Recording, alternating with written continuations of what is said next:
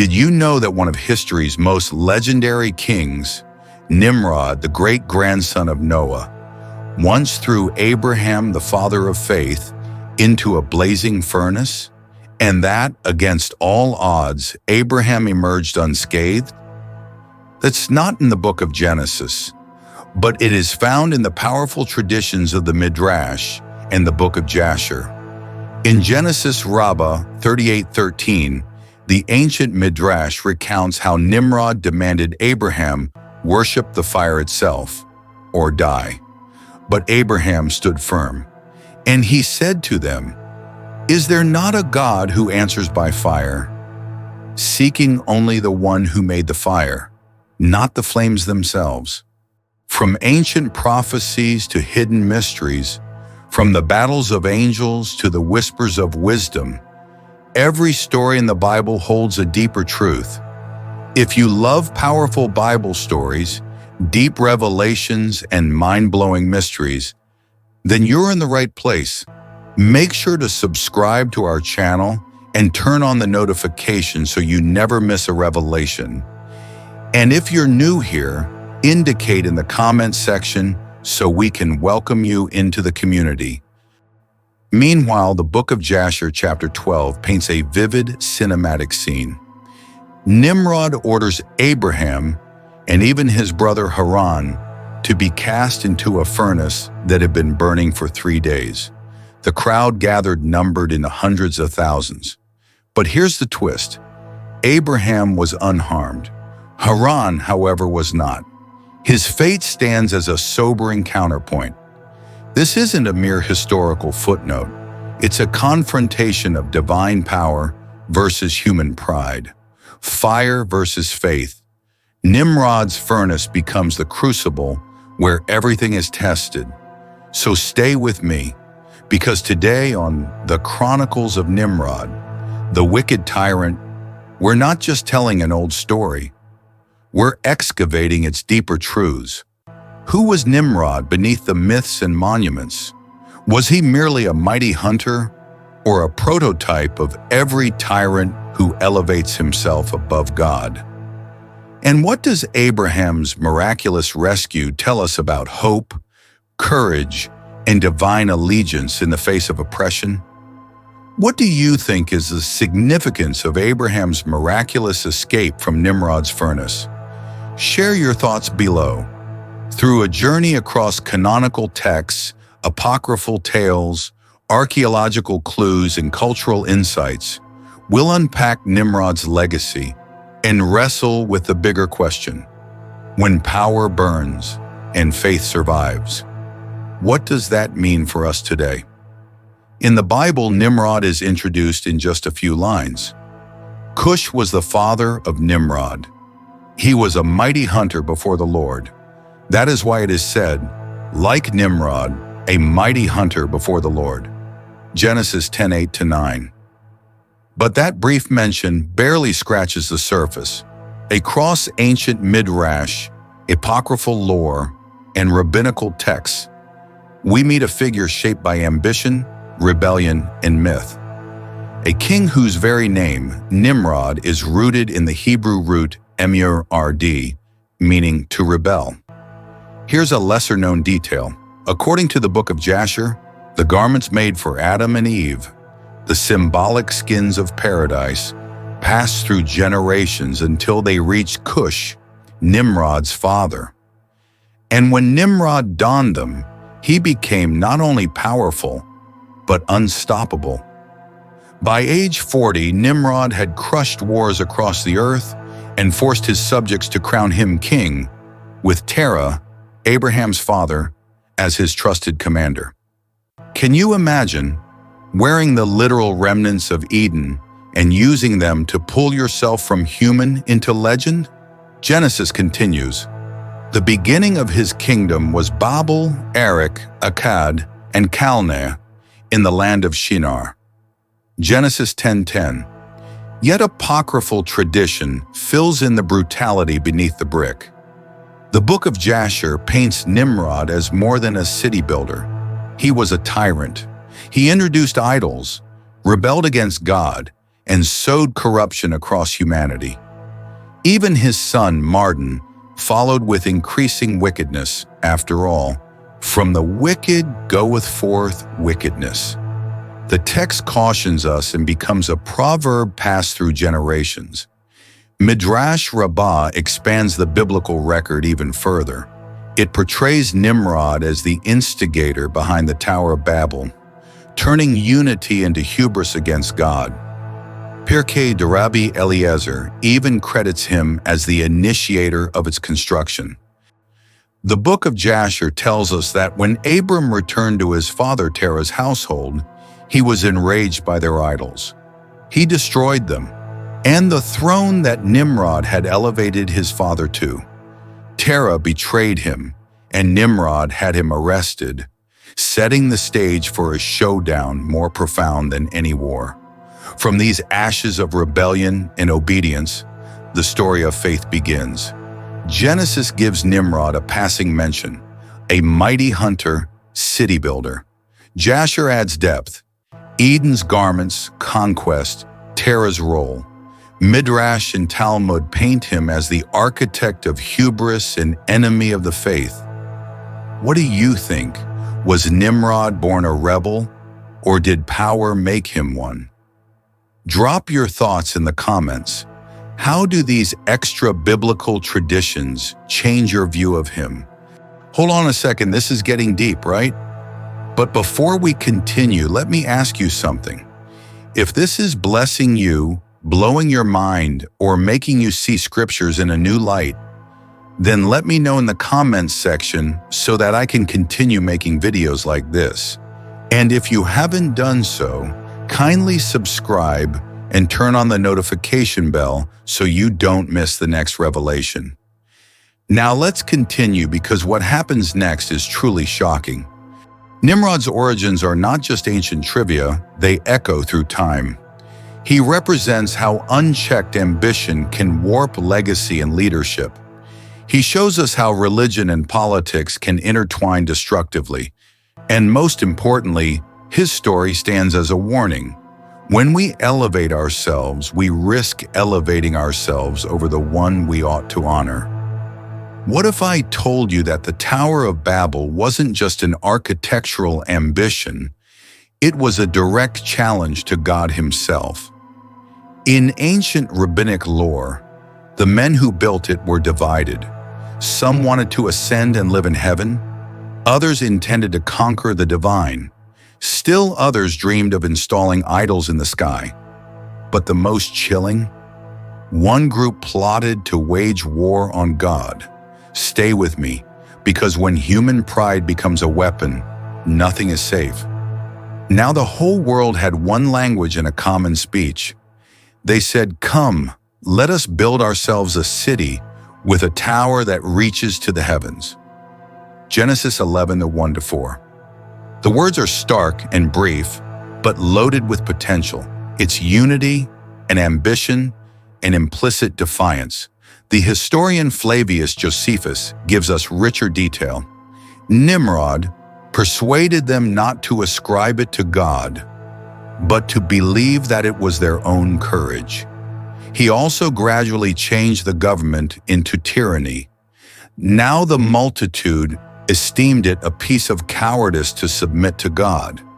And they built a tower, built of burnt brick. When God saw that they acted so madly, he caused a tumult among them. Antiquities of the Jews 1.4, 1-3. What emerges is clear. Nimrod wasn't just building structures, he was constructing a national ideology that displaced divine authority with the illusion of his own. Rabbinic literature dives deeper. Genesis Rabbah and Talmud Sanhedrin 109 Aori describe how the tower builders divided into three camps. Those who wanted to live in heaven, those who wished to place idols in heaven and worship them, those planning to wage war against God.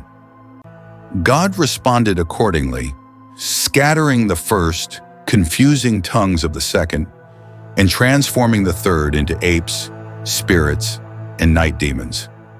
Imagine that. A rebellion so cosmic, so irreverent, the world's language fractured, and some of its architects became monsters. What does that say about pride? The pseudo-apocryphal Book of Jasher portrays Nimrod's ambition in sweeping cinematic detail. All the families assembled, about 600,000 men. They said, "Let us build ourselves a city, and in it a strong tower, reaching heaven, so that we may reign upon the whole world." Brick by brick, their intention transformed into rebellion. They imagined in their hearts to war against him. Arrows launched skyward returned dripping with blood, convincing the people they had slain celestial beings.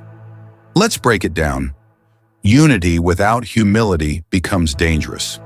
Ambition untempered by reverence becomes idolatrous. Violence aimed at the spiritual realm invites spiritual ruin. This motif shows up later in Daniel's fiery ordeal, in Christian warning echoes, and even in modern overreach. Have you noticed how often ambition pretends to be innovation when it's really defiance? Ancient interpretations offered multiple motives for Babel's fall. A fear of another flood, so they raised themselves above the deluge. A defiance of God's command to disperse. A structured rebellion to rival divine order. Sound familiar? Sometimes we build our towers, whether in business, in image, in spiritual posturing, right when we should be spreading hope. Come, let us go down and confuse their language.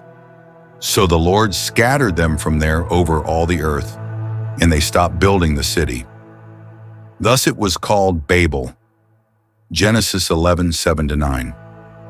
According to Josephus, instead of destruction, God chose confusion, falling not on tower, but on human hubris. What do you think?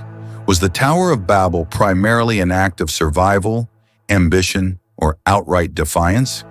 Share your thoughts below. Does it echo in our lives today? Here's something not many know.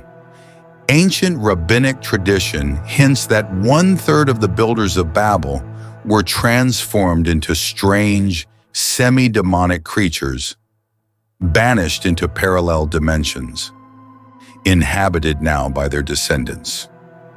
That bizarre legend raises a chilling question. Were these builders merely punished, or did their pride warp them into something beyond human? Now let's explore how the convergence of biblical and apocryphal narratives reveals depths of judgment, dispersion, and spiritual consequence. Then ask, what are the spiritual echoes in our world today? Genesis tells it in 9 verses. So the Lord scattered them from there over the face of all the earth, and they stopped building the city. Genesis 11:8 and 9. The strike of divine authority was swift, silent. No flame, no armies, just confusion and an end to ambition. But Midrash and rabbinic commentary go further. One tradition says that the builders invoked rebellion against heaven itself. They proclaimed, God has no right to choose the upper world for himself. We will build us a tower with an idol on the top holding a sword, as if to war with God. That's not just pride. It's a weapon aimed at the divine.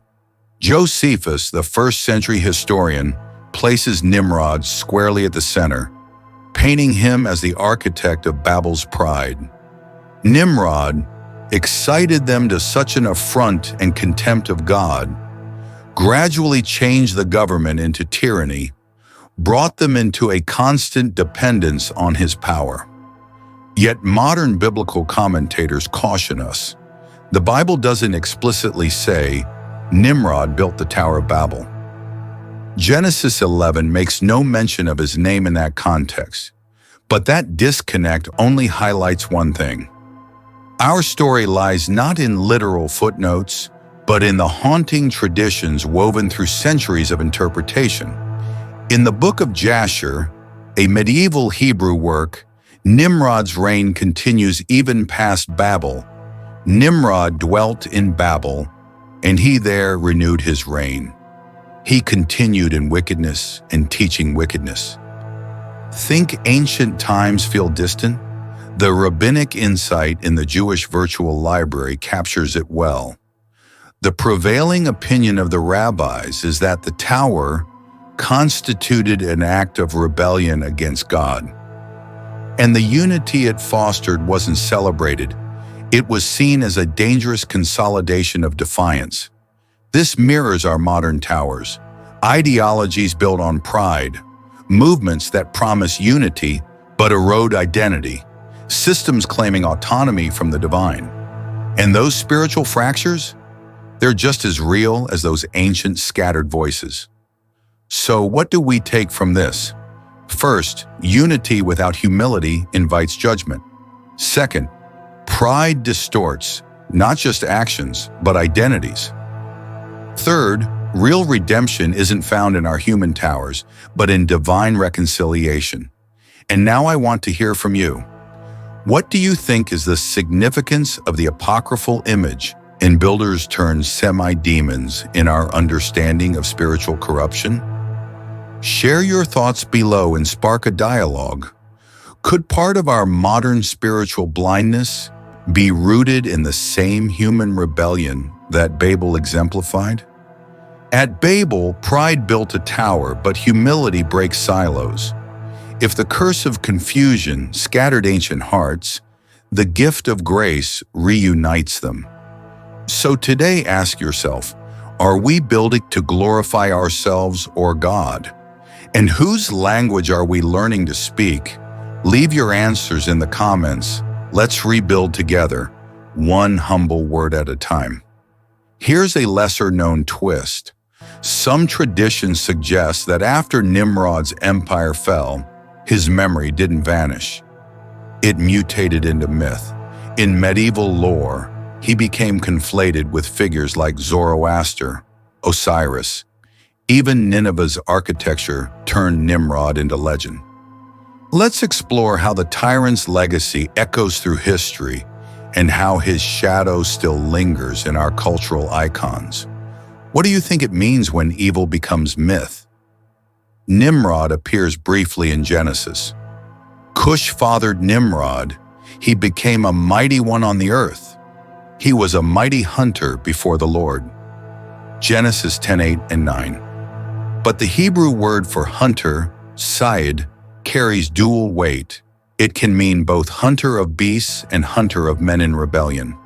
The Targums render him as a mighty man in sin, a rebel before the Lord.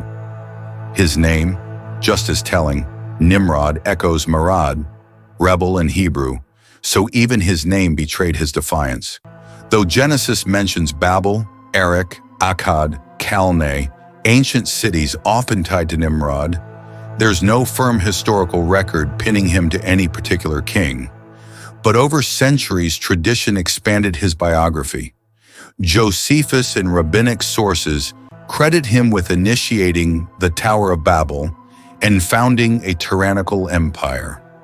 In later apocryphal and medieval narratives, Nimrod becomes more than a man.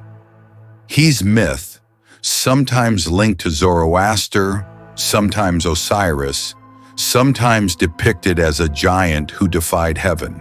Even Dante's Inferno includes Nimrod among the giants.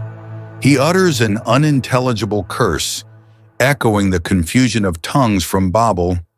Clearly, his legacy became a prism through which cultures magnify the archetype of human rebellion. What does Nimrod's symbolism tell us today? He stands as a warning of power that unites humanity not in purpose, but in pride. As one commentary puts it, Nimrod serves as a warning against pride and rebellion. Nimrod represents the tension between human ambition and divine sovereignty, a theme that resonates in every fragmented society. From his legacy came myth, from myth came metaphor, and from metaphor we build our towers, not of stone, but of ego, ideology, and false unity. What do you see when you look at systems or ideologies that promise unity, but leave out humility?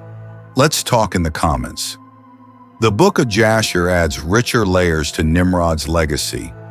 In chapter 27, he grows jealous of Esau and arranges to hunt and kill him. Esau cut off his head.